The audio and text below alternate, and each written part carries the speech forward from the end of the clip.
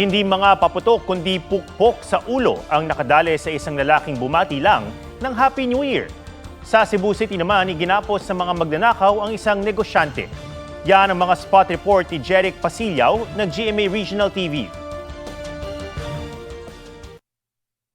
Kararating lang ng 21 anyos na si Remark Broa sa kanyang inuupahang apartment sa Cebu City nang dumating ang dalawang lalaking nakamotorsiklo. Dali-dali silang bumaba, sinundan ng biktima at nanutok ng baril. So akong gididalay close. So naku ma-close kay kuan man didto naman ko lagi ambush yakbayan naman ko la ay sagit kay pusilunti ka. Ang scotch tape nga ilang gi-tape sa ko agi yaana sa akong likod hasta akong babayaan na anong tape. Kinuha ng mga sospek mula sa kanyang kotse ang paper bag kung saan nakalagay ang 2.5 million pesos na cash na kinita raw niya sa pagbebenta ng gadgets. Natangay rin ang kanyang mga alahas, card at passport. Hindi pa kilala ang mga salarin. We take it seriously and that's why we have created a team to assist the police station to conduct the investigation. Nilamon ng apoy ang 4 na bahay sa Naga City sa Cebu. Kabilang sa mga iniimbestigahang sanhi ng sunog ang pagsabog umano ng isang butane canister. Aabot sa 300,000 pesos ang halaga ng pinsala.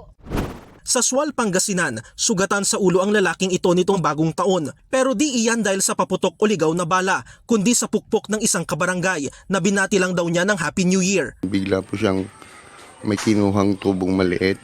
Sabi ko, hindi pa ako lalaban ka ako.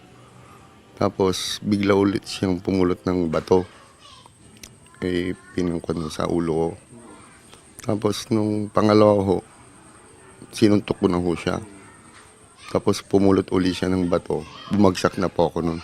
Batay sa investigasyon, parehong nakainom noon ang biktima at sospek. Tumangging magbigay ng pahayag ang sospek na hawak na ng pulisya. Sabi po ng sa may mga tao doon sa compound nila, talaga pong pag nalalasing itong ating suspect ay mahilig daw siya maghanap ng gulo. Jeric Pasillaw ng GMA Regional TV nagbabalita para sa GMA Integrated News.